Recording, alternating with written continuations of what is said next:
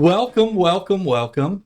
Okay, I am Bill Merkh, I'm Katrina McDonald. and we are joined today by Jess Johnson. How are you? I'm great. Yeah, the Jess Johnson, who I got confused with Melissa Johnson Okay. for about 3 years. Really? I did, but I know who you are. I've known Yeah. who you are now for a while. So. Here I am. Well, excellent. Well, today's topic might be a little serious. We might delve into some stuff that's a little Might need a hard trigger hitting. warning. Yeah. So Yeah. if you are triggered, keep listening. If you're triggered by trauma. Yes. So this will deal with a lot of childhood trauma and stuff like that. And basically, we're just going to have Jess fix me. So that's today's thing. So She's got a big task. Mm-hmm. yeah. So why don't you tell us what you're currently doing as far as work wise, and we'll get to know you a little bit about with that. Okay. So my title at my job is Social Emotional Learning Specialist. Mm-hmm. So I am working in 2 different elementary schools. And before that, I was working at Cooper Hospital as a child life specialist. So that's actually like my credentials is certified child life specialist. So what exactly is that? Yeah, I wrote down, how do you go about being certified to do that? Yeah, it's a process. So I actually graduated, my undergrad was in social work. So I started out my career in social work and was supervising visitation for children in foster care. And then I moved on to adoption social work and was writing home study reports and things like that. And then once I had my kids and all of that, I was home with them. Mm-hmm. And then once Will started school, that's when I was like, okay, I want to do something different, because I think that when I got into social work, I really wanted to help kids. I've always loved kids. I've always cared about, helping kids. My parents did foster care growing up. So I always was around children and kind of saw some of the struggles that are going on in families and things. So I always knew that I wanted to work with kids. And then once I was like in social work, I was like feeling like I was spending a lot of my time writing papers and reports and things like that, and not as much of the hands-on time that I really wanted. So once I knew that I wanted to go back to work, I just wasn't sure like where to go. Where to start? Yeah, where to start. How long had you been out of the workforce? I mean, when you went back after? Will was, I think, in kindergarten when I went back. Okay. So, it was a while. Yeah. It was a while, and you start to feel kind of like, where do I go? What do I do? Exactly. Right. Yeah. So I actually, I think I was at Jen Hyland's house. Okay. And I was with, Sorry about that. yes, I was at Jen Hyland's house, and I remember I was talking with Jen and Laura Whiteman, and we were kind of just talking about, going back to work. I'm not sure what I want to do. And I think it was Laura who was like, I think you would be really good at this job I heard about, child life specialist. And so I had never heard of it, never even heard of it. So she told me a little bit about what she knew, and then I did a lot of research on it. And it was this, like, as soon as I did that, I was just like, this is what I want to do. This is perfect. So Right. what exactly is like? Yeah. So let's dive. let's dive deep. Yeah. So typically child life specialists are found in the hospital, in the hospital setting. And it's really, we're really there as like that psychosocial piece. So we are helping children and families cope through all sorts of medical situations. So it's, a lot of what I was doing at Cooper, the thing is at Cooper, it's a level 1 trauma hospital. Okay. So there's a lot going on in the adult world there, but then within that hospital, there's a pediatric hospital. So I was working directly obviously with the children. And a lot of times it's just, they're going to get a surgery. So I'm going in and I'm preparing them for what that's going to look like, what the process is going to be, or they're having a procedure done and they're scared and the doctors want them to get through it without sedation, Sure. if possible. Yeah. So a lot of times it's a lot of just preparation and coming up with keeping them calm, coping strategies to a coping Yeah. plan, for whatever the situation is, whether it's sometimes it's just painful, like dressing changes if they have to get bandages changed on a daily basis, or different things, if they have to get an MRI without sedation, like different things that we can kind of prepare them for, to make them as comfortable as possible. Yeah. So that's some of the more like low key kind of stuff that I was doing there. Because we've had experiences with that with Grayson. Yeah. Where when we took him to the hospital, when they gave him the steroid for croup, he was jumping off the walls. He was so upset. So they would always send in a child life specialist with a variety of toys, DVDs, books, something to distract him. Yes. Is like the main thing. Yeah, it's a lot of distraction from their current situation, which they're very unhappy with. Exactly. Yeah. Yeah. So, the fact that you mentioned that, like, that is a big part of the job of just that normalization of the hospital, trying to normalize their environment. Right. And provide opportunities for play and normalization for kids. Sometimes they're only there for a day or two, but sometimes kids are there for really long extended periods of time, and they need to have like those developmentally appropriate activities to kind of, keep them along, keep them healthy. And it honestly, like, it helps them to heal faster and to be able to, keep hope and all of those things. So feel normal. Yep. So all very important. And then, another part of the job, unfortunately, is like the more traumatic thing. Yeah. And so, saw a lot of trauma while I was there. And some of the harder things there, it's, a lot of like abuse cases, some very, very traumatic, like pretty horrific situations. And then of course, children die, Right. So then in those situations, you're doing a lot of work with the families and siblings of those children who might be coming in for a visit. So before they would come in for a visit, even if it's not like an end of life situation, there's a lot of machines and things going on in the room. And sometimes kids, the way that it looks really scary from the last time they saw their brother or sister. Yeah. And so it's a lot of preparation for this is what you're going to see. These are the noises that you're going to hear. And it's all of that sensory, kind of talking through all of that to prepare them.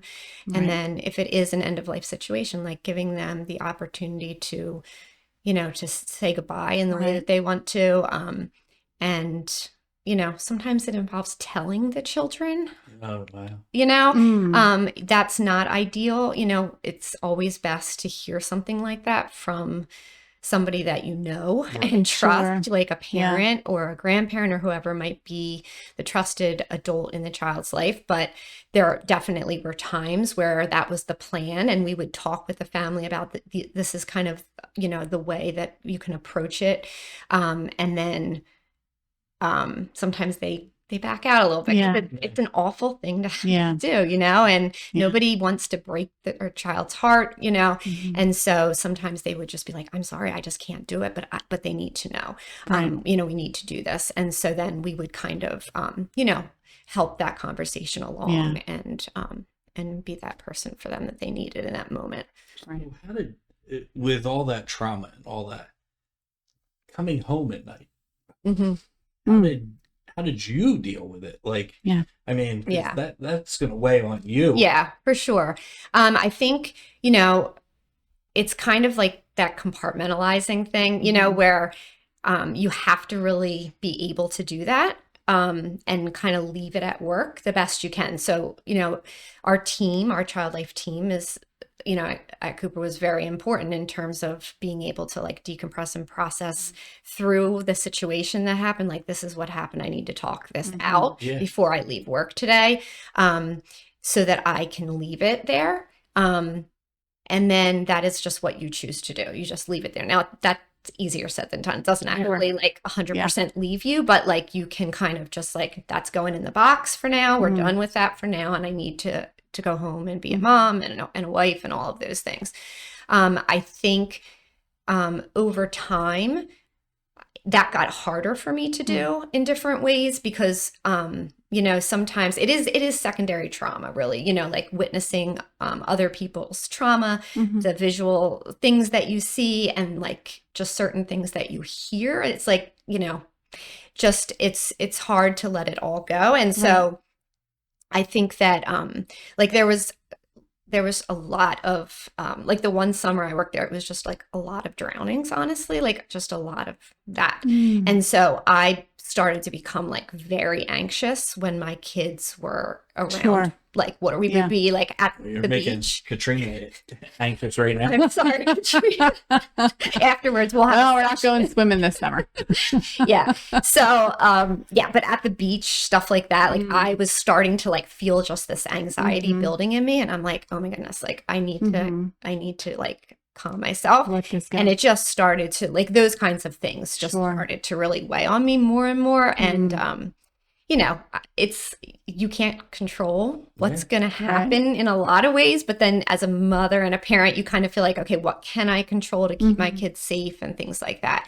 So those kind of things I think are hard for, you know, any parent working in a situation where you're witnessing like bad things happening to kids all the time, you know, so that part is really hard. Did it make you more protective of your own kids?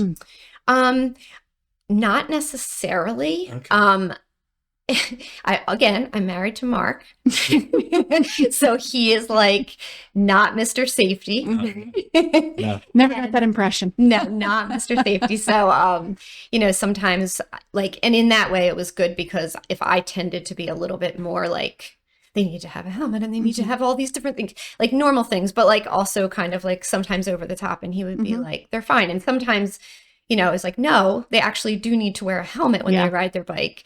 But like sometimes he would kind of help me to kind of balance it out a little bit, you know? So, well, since you mentioned helmet, I just got Grayson and Audrey helmets for the first time because Grayson was on his scooter and he tried to make a jump that he thought would be super fun. And he ended up smashing his face. It's terrified me. Yeah. He didn't get back on it until he had a helmet. And so I understand. Yeah. Mark and I have done some things with sledding, and he's still doing those. I bet. Yeah. I bet. Yeah. We've hurt each other. Clearly, you have injured yourself. That's why I can barely get out of the sentence. But so after like you did that, and now what are you doing exactly? Yeah. Yeah, so now I am a social emotional learning specialist. So give me that. Yeah, so let me just tell you how I transitioned to that. So then, okay. Yeah, because you said specifically that, you know, God showed you when it was time to leave, or he opened a door for you to go. And went really quick at Cooper, did you ever encounter families that were of the faith? Were you able to I mean, they're definitely like that, or not necessarily was I able to have that conversation. Wasn't always like an appropriate setting to it's a little tricky, but there were definitely families that I knew that they had a faith in God. I didn't know exactly what that looked like for them, but like you could tell that was very present in how they were coping, you know, through things like whether people have their Bible out or they're praying and different things.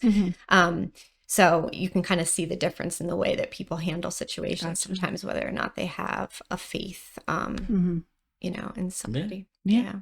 So then you left Cooper. Did you go immediately to what you're doing? So the way that happened was, you know, again, witnessing a lot of hard things happening to kids, I started to think like, then they leave here and, you know, they go back to school and different places after, the stuff they've just been through the last 2 weeks, and like, then what? So I started really thinking about that more in, you know, the needs that kids have out in the real world after they leave the hospital. And I started to really have a desire to be present in that space where kids are spending the majority of their time, you know, and to be able to help support kids in that way. And I also, you know, I was starting to get like burnout from just healthcare environment and, being on call and, working weekends here and there and holidays and all of that. And it just like the work-life balance and just feeling a little bit like disconnected from my family in the sense of like, even when I'm there, I kind of am not there because I'm exhausted or emotionally spent. And so that was another reason why I was like, I want to find something that's just like a better fit in that balance way, for a better balance. And the school setting, it was definitely feeling like it would be a really great place. And so I started to actually research ways to, I kind of was writing a proposal at Cooper to be able to maybe split my time between Cooper and then maybe being able to provide some services into one of the schools in Camden in that way. And so I wrote a proposal for it. My boss was super supportive. She, helped me with that. And, it kind of had to go up the chain of command, and it was, that's a great idea. That's really needed, but no, funding or whatever, different things. And it just, but in that process is when I learned about the job that I have now, because I kind of had this vision of what I was thinking I might want to do in a school. And I found out that there was this program that existed that was like exactly what I was hoping for. So while you were trying your case for one thing, you found what it is that you really wanted. Right. Yeah.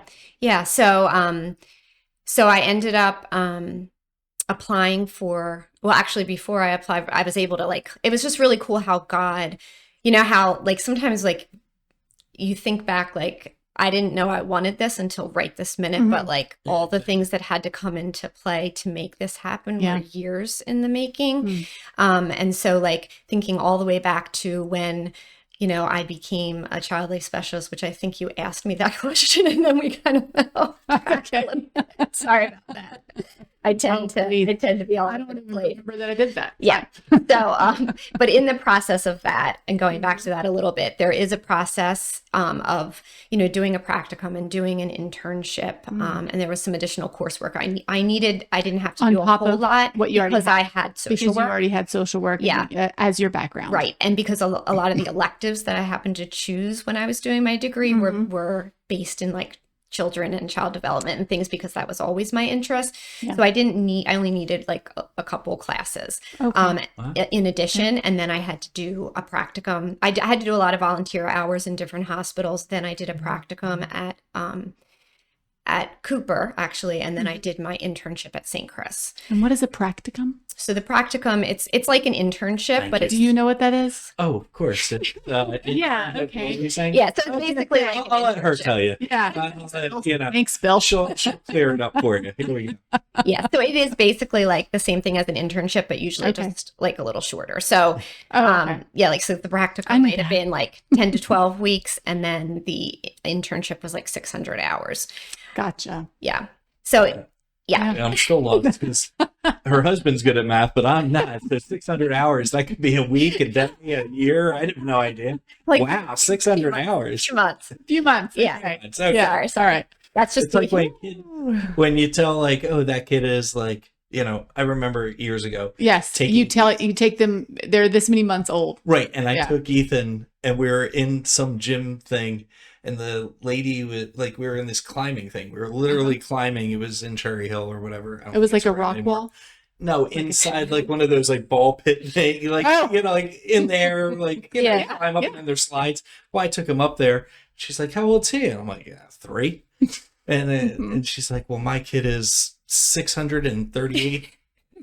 Some people kick off the month. I know. I'm sorry, is your kid 15? I have no idea. I'm looking at him. Is he shaving? I don't know. So don't tell me. Bill, I want you to figure out how many months old you are. Oh, I got nothing. You have a better shot of. Anyway, good. So you did your. We're getting off track. That's okay. Good, because we were getting a little heavy, and we really need to lighten it up. Bill is gonna cry. Yeah, right. Sorry. I don't have any tissues for you today. That's I'm okay. sorry. Next time. Okay. Yeah. Okay. So we'll yes. I'll try to keep it light. No, don't.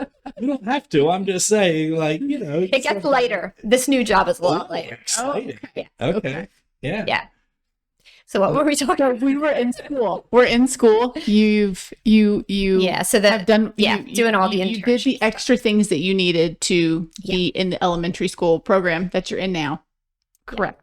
Okay. Well, so the things that I needed to be in the program, that's not that was for child life. I'm talking about for the child. That was all for the certification for child life. Yes. Be a child life specialist. My first question. Yes. You already said that. Okay. So good. We have to go forward. Okay. Yeah. So anyway, when I was like, it's just cool. I was saying, how God just kind of like orchestrates things. So, so the person that I actually work with now, my partner in the schools, is actually the person that was my supervisor when I volunteered at CHOP. So that was like the very beginning stages of me working towards becoming a certified child life specialist. Okay. And then when I did my my internship at St. Chris, one of my colleagues there was the one who like told me to like linked me up back with Andrea, who's my coworker. She was the one who like was like, oh, I know somebody who's working in the schools, when she like learned that I was interested. And so I was able to connect with her and learn more about the program that I'm in now. And then once they actually had an opening, I was able to interview. You were able to get, okay. Yes. Yeah. So were you just in one school or you go to multiple schools? So the program itself is in 10 different schools in Gloucester County. Okay. So I'm in 2. The model is that, 2 different people technically work in 2 schools and we kind of rotate days. So you like... So like only one of us is present in each school at a time, but then I'm at one school on Mondays and Wednesdays and she's there the other days, and then are you then with we're the same together. Students, or does that vary based upon? Yeah, so we have a caseload at our schools, and then so I do like individual sessions with kids. I do small groups. And then I also, go into the classrooms and teach whole class lessons on different like coping strategies and friendship skills and all of those kinds of things. Okay. So that's kind of the bulk of what I do in the school, which sometimes it's more light stuff, where it's just like, okay, we're having some conflict with our peers. Let's learn how to, say how we feel without hitting anyone and things like that, That's an important life skill. Absolutely. Yeah. We had to teach Katrina that before we sat in this little room. I'll only hit Bill. That's fine. Yeah. And then, it's just all the things that, happen in life, things show up at school, so sometimes it's harder things. And then, I'm really happy to be able to be there to help those kids when they're having a hard time. It might be that somebody's sick and they're having trouble, like, doing math because they're upset about something and they need to come and talk it out. And I think that's great. I think having a support system like that in public school is just fantastic because there's so much pressure on kids. You've got your home life balance that they don't know how to do. And at this point we have 2 working parents. That's the norm, which is the way the economic world is, but to have that extra support for kids to learn this at a young age, I think can really help them navigate their young adult years. Yeah. Because they can pocket this information. It's huge. And, like come out later when they need it. Did we learn this? No one talked to me at school when I was upset. But I mean, not even at school, just in general, like coping strategies and like how to, like, I know that I didn't learn that stuff. And, it's when you're an adult, you're still a kid in there, like people push your buttons and it's like that little kid is still there. The younger you would respond because you haven't learned anything else. Exactly. So it's really awesome now to be able to, this is my 3rd year in the school, to be able to, I met this one in kindergarten and I've been working with you and now you're in 2nd grade. And you can see the growth of kids and like when they're using these strategies, like where you're like, man, I remember how you used to react and now look, it's really awesome. Yeah. So what ages do you basically work with? What's it go up to? Yeah. So it's an elementary school program. So, one of my schools is just a 3rd and 4th grade school. And then my other school is kindergarten through 6th grade. Oh, wow. Yeah. So pretty wide variety of ages. Yeah. There. As young as 5, 6. Mm-hmm. Yeah, up to Yep. preteen. Yep. Yeah. Wow. Yeah. Where were you when I was a kid? Yeah. Well, No. I was also a kid and it wouldn't help. Yeah, but that would have been fun. You would have been younger than me. I'm good. So, what are some of the other? Now, I asked you beforehand, like, hey, give me a little bit, Give me so I something. can, Yeah. so I'm not just coming totally blind. But here it says you've dealt with the Child Life Disaster Reliefs, and you've been deployed to the Bahamas, Yeah. Florida. Yeah. Yeah. Like, I'm super so- curious Yeah. about that. Yeah. No, that's So- something I'm super excited to talk about. Okay, I good. love Child Life Disaster Relief. I love the organization. So once I became a child life specialist, Okay. I very quickly after that learned about that organization. And it's basically doing child life whenever there's like a disaster. So whether that be like a natural disaster, like a hurricane, earthquake. So because you have this specialist, you've done this, they're able to call you? Is that how that works? Well, it's an organization that has basically a database of child life specialists that have done the training for this work. Okay. So there's some training that you have to do, and then you're kind of there, and then they, will reach out when there's a need and try and see who might be available to, if you're, if you can go. Sure. And so, I can't remember what I was saying before that, but basically, The Bahamas. yeah, We're So going you to the got to go to Bahamas. the Bahamas. basically, yeah. Okay. So, Their best times ever. yeah. So I think I was saying, like, I learned about it shortly after. I was super excited about it because I do, I love traveling, seeing other places. Like I'm very interested in other, just how other people live and different things like that. That's always been an interest of mine. And so I was drawn to it thinking like, this is just like another way to use my skills in like a broader way. And so in 2019 is when I went to the Bahamas after that was Hurricane Dorian. Okay. And then so at that one I worked like in a shelter. There was a huge shelter where everybody went, and we were able to provide supports for families and for the children, just a lot of just like normalizations. You're in this huge like arena with cots everywhere and the lights don't go off at night, and it's like, a horrible place for kids to have to stay for extended periods of time, like super stressful. Obviously parents are already crazy stressed, and then they're trying to worry about what they're going to, how they're going to manage their children in that setting. So we would set up little play areas and try to just like provide a lot of opportunities for play, but then also helping children to process some of the trauma that they might have experienced in those situations. And so, it was an awesome experience. I, just had so many amazing things that I could share about that time.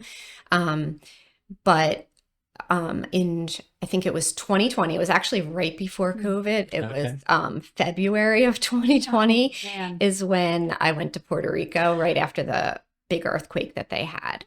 And so I stayed at a like a boarding school, high school, like boarding school there. And then we would like travel to different elementary schools to just provide support and helping kids to process some of the trauma. So we would just provide a lot of like therapeutic interventions, like, like things like, it was some of the older kids would write a letter to the earthquake. This is like how you ruined my life, how you messed up my house or whatever it is. And then they would like tear it up, and, just be able to rip it all up into like a million pieces, like things like that, like those types of therapeutic activities we would do with the kids. Did you see the relief in them once they did this? I mean, it's, of course it takes time. Yeah. They have a lot of things that they're upset and stressed and worried about. And, but it's just like an outlet, just to kind of start the process of being, it's almost like sometimes, you're like numb to when something really awful happens, like you don't even know where to begin to even start to talk about it. So, those are just like ways to kind of start that process for them. And yeah, it was really cool. Yeah. So you did the Bahamas, you did Puerto Rico. What was Yeah. and then you did another one, right? Florida? Yeah. And then I went to Florida. That was 2022. Were you Hurricane there when the Ian. pandemic hit the United States? Were you in Puerto Rico? No, I was February. I remember being there for Valentine's Day. Okay. I remember that. Okay. And Mark wasn't getting anything. Right? So it was fine. but so and what that was like, March of 2020, right? Yeah. That was it. So Yeah. I think it was just like right before. Wow. So I'm glad. I got home just. I'm glad. That would have been a major Got home and stayed home. Yeah. Yeah. During COVID, I did like a virtual deployment, which was just basically just doing like Zoom group sessions with children and first responders. It was great. We were able to help just like kids to be able to share their fears and things, because a lot of times, for children of first responders, and it might be just that your dad or your mom is working somewhere that your hearing might be dangerous, especially with all of the things that were so unknown, especially in the beginning about what might happen and how contagious things are and how it might spread to your family and different things that sometimes there's just there's a lot of fear, and it just gave kids a chance to kind of share those things, and especially with other children who were in similar circumstances. And some of it is just like the difficulty of maybe not being able to be with a parent, because some people like who were working in certain situations during the pandemic, like just didn't go home, or else they like stayed in a different part of the house just to keep their family safe and things. So some of it was just that.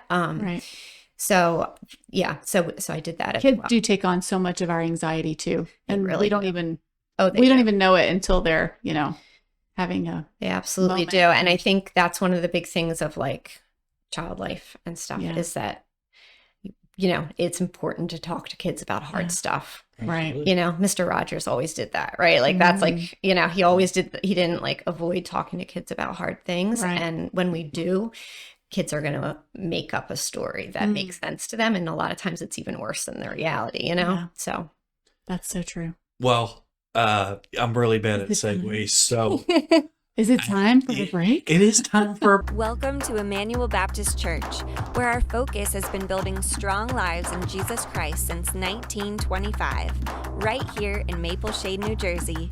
With 2 Sunday services at 9 a.m. and 11 a.m., you can choose the time that works best for you. And if you have children, our Greenhouse Kids Ministry and Nursery are available during the 11 a.m. service, so you can worship without distractions. But that's not all. On Sunday mornings at 10 a.m., we offer Sunday school classes for all ages. And if you're looking for a midweek pick-me-up, we have a variety of events on Wednesday nights. For more information on all of our programs and events, visit our website at ibclife.org. Follow us on social media and check out our weekly bulletin. And there's one more way to stay connected with us. Download our Church Center app. With this convenient app, you can stay up to date on all of our events and register for programs. Emmanuel Baptist Church, building strong lives in Jesus Christ. We are back, and we are joined. Oh, yeah, this is outside the sanctuary. That'd be good to say. I said that at the beginning, right? Good to say. But anyway, today's guest is Jess Johnson. So if you don't know what she does, you should listen to the first half of the podcast. But anyway, so go ahead, Katrina. You got good questions. Well, I was just sitting here thinking, you've been with the schools for 3 years. Is that where you see yourself staying for the foreseeable future? Or is there, because you've got, well, I wouldn't say at all that you've bounced around, but you've traveled. Yeah. Clearly you like to travel. Do you see yourself incorporating that into your career in the future? Travel? The traveling? Well, I'm not going anywhere. Okay. Gotcha. But I think, with travel, like just, I'm thinking child life disaster relief is something I hope to be able to continue to do, like after I retire, like when I'll have even more availability to be able to, go on deployments and things like that. So that's something that I hope, continues on, and something I can use even after I'm like older, older than I am already. Yeah. But with the school, I absolutely love my job right now. Like, it is like a dream job. And I really loved my job at Cooper too. I really did. Like, I loved it. And I'm so glad that I got to do that, because that job is helping me to do this one even better than I would have been able to if I hadn't had those experiences. So I do hope that I can stay in the school. Everything is kind of unsure in life in general, but with this position, it's a grant funded position through the state of New Jersey.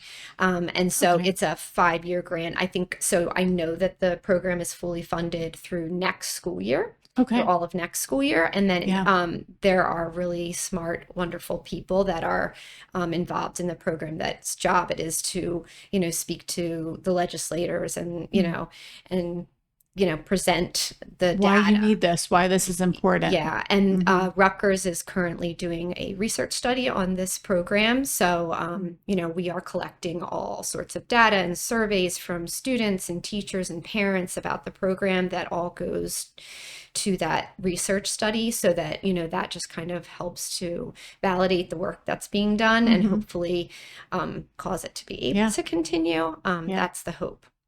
Kids need this. Mental health is super important, and if you don't have that, you can't really learn. So you kind of have to have that foundation and that support in place, because we say like a stressed brain is not a learning brain.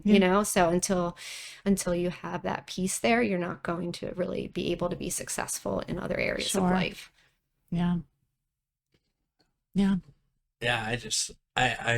think back on like how we grew up in generations before us and generations before, where this wasn't taken seriously, and now it's this is when we can do the help.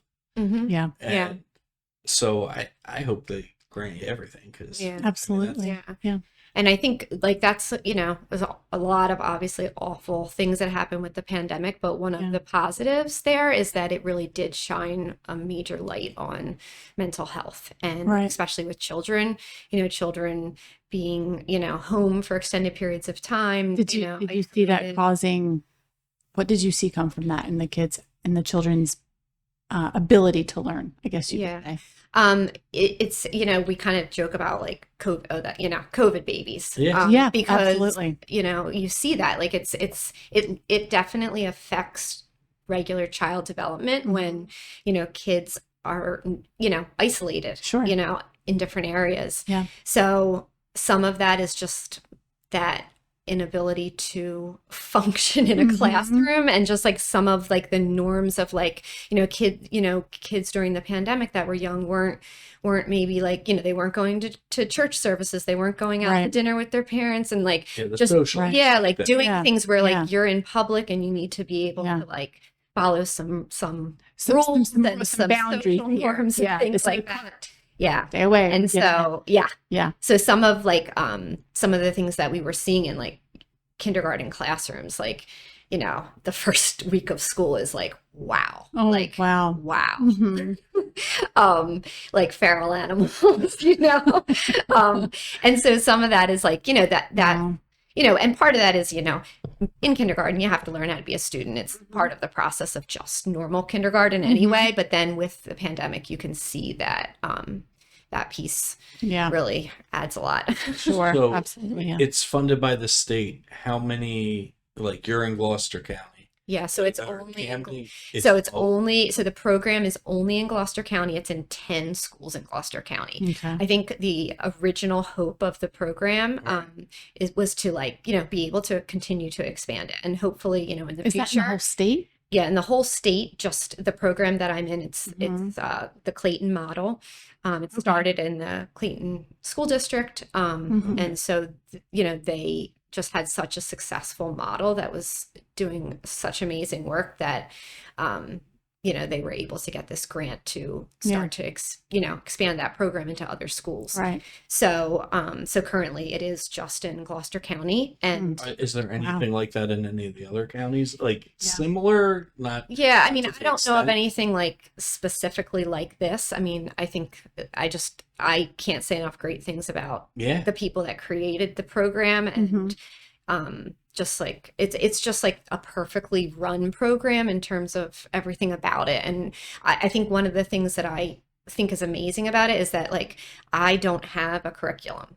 So I don't, it's not like, okay, you have to teach these things in the classroom, you have to do small groups about these specific topics. Can you walk us through like a day at school for you? Sure. Yeah.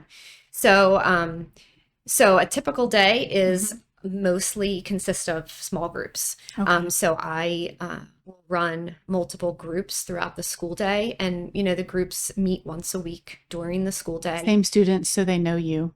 Yeah. So we get parent permission for them, to participate, and kids can self-refer. To the program. Parents can reach out and request it, or a lot of our referrals come directly from the teachers. These are some concerns I'm seeing in the classroom. This is a child that I think needs support. And then we will run these groups. We usually do about 3 sessions of groups throughout the year of like 6 to 8 weeks. Okay. And you say small group. Yeah. 6 kids, 5 kids. Usually 3 kids. Usually it's most groups are like 3 to 4 kids. Okay. Some are a little bit bigger, but usually no more than like 5 kids in a group. Yeah. Okay. So that way children are more able to share freely, because sometimes some of the things, we don't get it. It's not like I'm having like a therapy session or anything like that. It's more of, it's play-based, it's games, but we're learning skills. So you're not just sitting in sitting in a circle talking. No, you're doing things. A classroom with all sorts of games and interactive activities and things like that to you have your own classroom. Yes. With all your supplies and things that you use for your small groups, and they kind of rotate in and do their activities and everything. And and I'm guessing their age, like all 5 kids will be approximately the same age. So part of the process at the beginning of the year, once we get all of our referrals in, is like, it's like being like a wedding planner when you're like, who's going to sit here? And they can't sit there because they have an issue with they don't get along. Kind of like that. And so it's like we have a whole method with sticky notes and like moving everything around to try to create the best group based on obviously the number one thing, the need of the child. Right. What is their need? What can we help them with? And then, where they are developmentally. And then also we have to take into consideration like school schedules and, we're not going to, we don't, pull kids from math and ELA and things like that. And so we have to avoid certain times, we want to make sure that we're mindful of that. And then, then there's elective schedules and there's, all sorts of stuff. So there's just a lot of juggling around to figure it out. But that's the main part of my day is running these small groups. And then I also have some students that I might meet with individually. Maybe there's something a little more sensitive that is going on in their life that they, would require that. And then we also will do whole class lessons. So, and what does that look like? Yeah. That looks like kind of like you would imagine, just like a normal, like teaching, standing in front of the class and teaching a lesson and just, going in there and, we try to make it fun instead of being going in there and just talking at people. So we, so we do it with games, and that's actually a good point. I'm glad you said that, Bill, because you did one thing right. Now you sound like my dad. No, that was awful.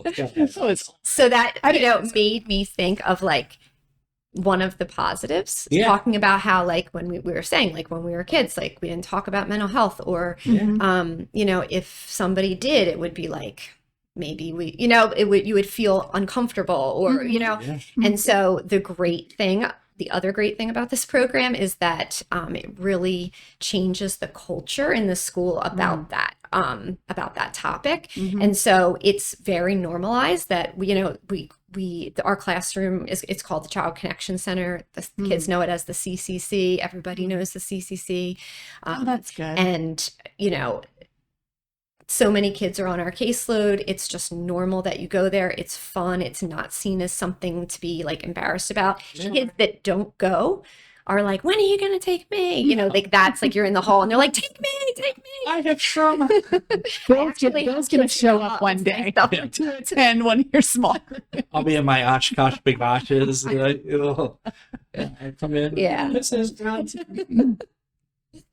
Wow. Yeah. So that's something cool because the kids take that then, you know, as young, you know, if you're in kindergarten, third grade, those, you know, young ages where this is just normal and like everybody's going to this and we all have problems sometimes and we all need to talk things through and then it's just like normalized and then hopefully you build on that throughout your life and definitely, you know, only makes you better. Yeah, for sure. I wish I had more to say that was really good right now. Yeah. But I got nothing. Yeah. That's great. I can't imagine like for me it's difficult because I know going through school and going through again, so we will get into me. Like surprising. Yeah, right. Now you're gonna feel bad. But my father was real abusive when I was younger. But then going through school, it was almost like hide it from everybody. Don't let them know what I'm going through. Right. I can't let them know that, okay, you see this guy who waves and, hey, kids, hey, and then he's beating you in home. Yeah. So, like, for me to hear about, like, these kids have an outlet and somebody that they can go to that's safe, I can't picture it almost because it's so far from your reality. So far from what I went through. Right. Yeah. Yeah. And so to see that and then to know the next steps, you know, I've been in therapy, you know, and I know so many people that have been. And I think that for a long time that was oh no, he went to therapy. Right. Yeah. Or, you know, it would be, I can't believe that happened. Right. Right. And now it's like, you probably should. Yeah, like, absolutely. Absolutely. Like, it's like it would be crazy not to, right? Like that's we can't use that word. We can't use crazy. That's not good. No. We'll have to edit that out. No. Never. So you're doing this in the schools. Do you like this disaster relief like during the summer? Do you keep in touch with anybody? How does that work during the summer? You mean like keep in touch in what way? Like in any way? Like do you during summer break? Do they have contact with you at all, or is it? So it's really based on disaster. So disasters don't always line up with my summer vacation, but yeah. But you know they only hope. Yeah, they you know they will reach out to basically sometimes it's just like if there's something local you know, sometimes there's something that happens like a wildfire, you know, like in California, things like that, where they know who they have in different areas of the country, so they can reach out to people that sometimes are closer to that area. And so there was like a big fire recently, you know, closer to where I grew up, and you know, they reached out like, you know, if you're able, you know, if they need help in this shelter at this high school, it was only 40 minutes away from me, you know, would you be able to go there, you know? And like I could go there after work for that night if I needed to, you know, those kinds of things. So sometimes there's little opportunities like that. And then most of the like other, you know, deployments to like Bahamas, Puerto Rico, it's more of like a week-long thing. So, you know, when I went there, I just used my vacation days. I was working at the hospital at the time. She's a saint. No, not at all. Because what else I mean, it's either that or I don't go. You know, and I'm going to see. And you could have gone surfing in the Bahamas for, you know what I mean? Like you're saying, now like, we know what Bill would do. I would go surfing in the Bahamas, but. Yeah.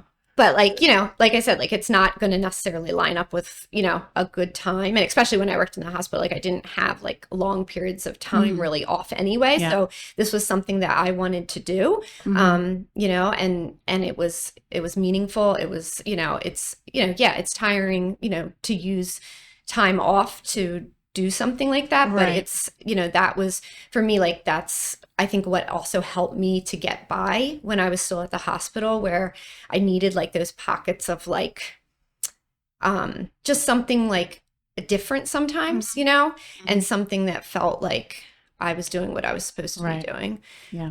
So from like where you are now, just to go back on something really quick, in the school, you'll have a summer break. Will you get all new students next year?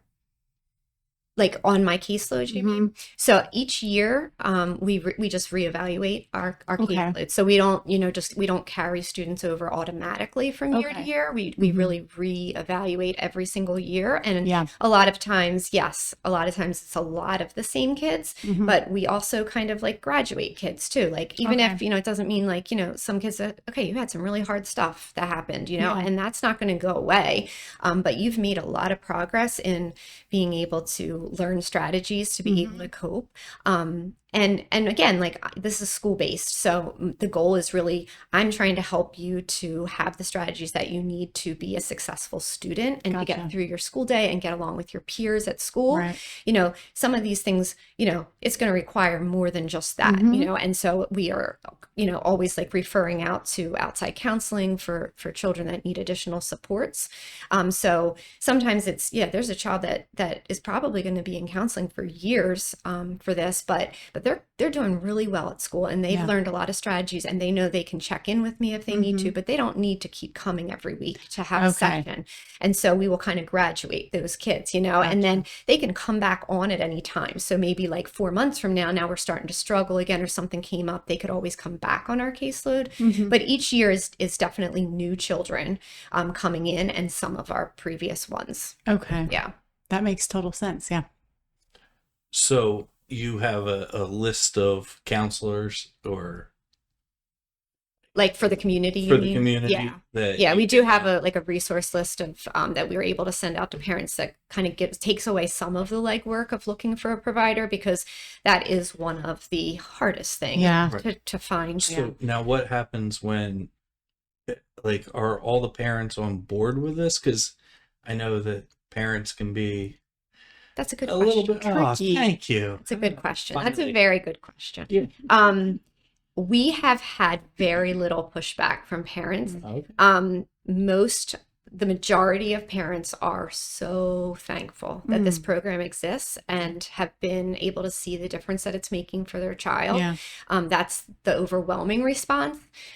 Definitely, there's always a handful of people that either, this is a foreign concept to them, like we talked about, where like, hey, you just have to like, handle Is it almost like my kid doesn't have any need for that? They're fine. Some of it might be, or it might be more of the parents' issue of just like, or I don't want my child talking about our family business or whatever it might be. There could be a few different reasons for that, but it's very rare that, there's only a few here and there. That we haven't been able to get on our caseload because the parent has refused. Most of the time they're super thankful because their child is receiving the support during the school day. Right. They're not having to take them to an appointment. Yeah. And like I said, I can imagine once they see the before and after sort of, the improvement of how their child is responding to that. Right. Yeah. Helps. Because I just think parents are the worst. I mean, let's be honest. When I went as to we're all parents. Okay, so I'm just saying. We'll talk to Ethan and I. Yeah, well, they'll agree. I'm saying that, like, I went to a parent-teacher conference of Ethan. Not parent-teacher conference. I apologize. Open house, or when you go and you ask the teacher. Yeah, open house, like a conference. At the beginning, but it's not just, it's like all the parents are in the room. And like, welcome back to school, or whatever. Yeah, back to school night. Back to school night. Thank you. But this was a little bit into the school year, and there was a mother standing in front of me, because everybody wants to say to the teacher, like, "Hey, my kid's cool." Like, yeah. And the teacher is saying to the parent, "Your daughter just isn't paying attention. She's distracted and she's not paying attention."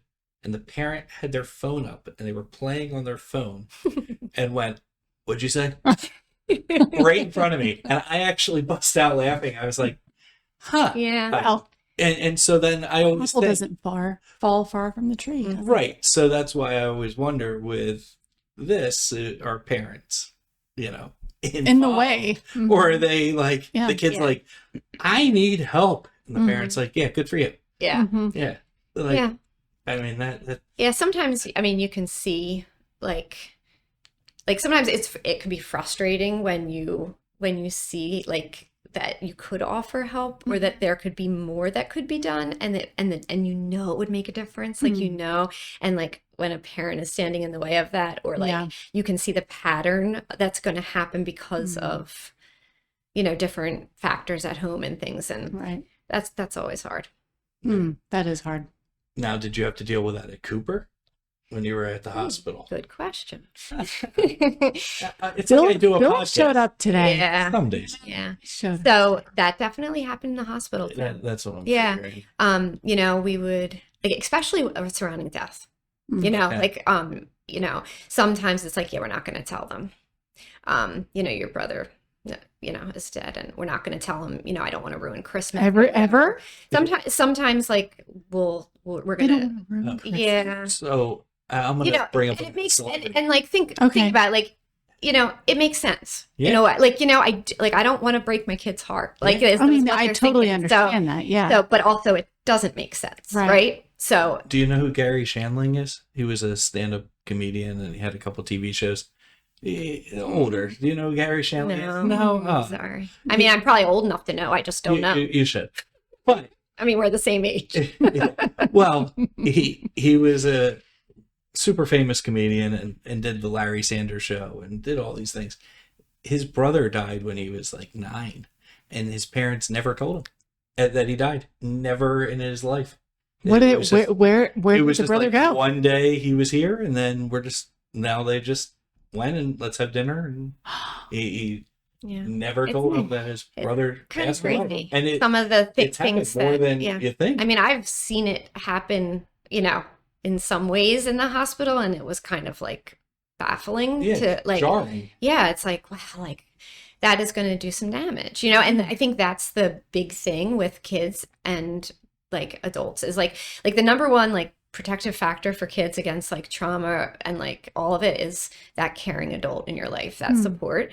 And you have to have somebody that you can trust and that they're going to tell you the truth even when it's really hard and you're going to feel terrible. And I think like sometimes about stuff like this, the parents like, how do I tell them so that they don't, you know, I'm like, oh, they're going to cry. They're going to be devastated, you know, and it would be very strange if they weren't. And honestly, like that's how you know a child is coping well, is like when they react appropriately. If I told you like mom died and you're completely numb, you haven't processed it yet. Right. You know? So like if you're crying, like that's healthy, you know? So I think that's like a hard thing for parents sometimes to be able to allow that for their kids. So they think they're protecting them, but actually in their protecting, it's actually causing more damage. Right. You know, so. Well, you know the joke, if I die, da-da-da-da-da. When you say that... You know, this is a great joke. People, okay. Well, listen, that's not the only thing. It's actually not a joke. Okay. But, you know, sometimes Vince and I will just be talking, and I hope he's okay with me saying this, but he'll go, listen, if I die, we can't be, you know, whatever, insert whatever it is there. And Grayson was sitting there, and he said, I don't want that to happen. And we're like, no, Grayson, it's a joke. And I looked at Vince and I looked down at him, and he's just got this really downcast face. And then he just started sobbing. And we were like, oh no, like he's about to be 6. Like he's starting to think about that. Yeah. Oh my gosh. It tore us up. Vince felt horrible. And so we no longer say that joke anymore. Yeah. But it has stuck with him. And I feel my tears activating right now. Because he's a couple of times he'll say, I don't want that to happen ever, you know, and oh my gosh, it just broke my heart. It says a lot for you as a mother. That means he loves you. That's a good right? Thing. So we'll send Jess over to your house and get it all situated. But to bring him in. But no, I think that's also like part, like, you know, there's some normalcy in that too, of just like, you know, at some point you do start to think, wait a minute, like people don't live forever, you know, and then, you know, like I've heard a lot of stories, honestly, of like kids just like in a very like organic way that comes up, and kids respond very strongly. It was the first time he had ever responded to Dad. Like the first time where they're like, oh my goodness, like what if my mom is not always here? Like my mom always has to be here, you know? Right. And so part of that is kind of just like normal life, like, you know, learning about all of that. Yeah.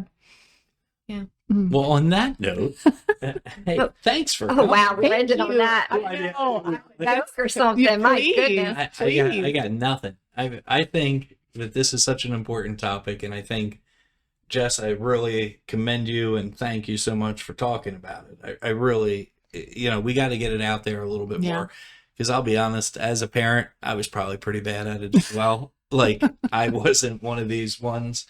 Because again, you follow what you follow, and you're like, yeah. The goal is to be a little bit better than that's right. what you and I can end on a positive note and Please say do. kids are super resilient. They are capable of so much, and they can handle so much. And I think, like I said, as long as they've got that at least that one supportive adult by their side, they can get through a lot of hard things. Yeah. And You're spot on. I'll keep it with the church, and you know, there's a lot of good people in the church, and there's, you know, Definitely.